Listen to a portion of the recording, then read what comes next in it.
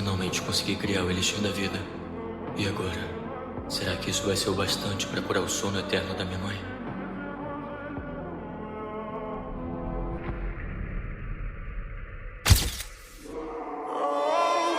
Ela se queimou por minha causa. Talvez ela não consiga engolir. Mesmo que eu consiga, eu não sei se isso vai funcionar.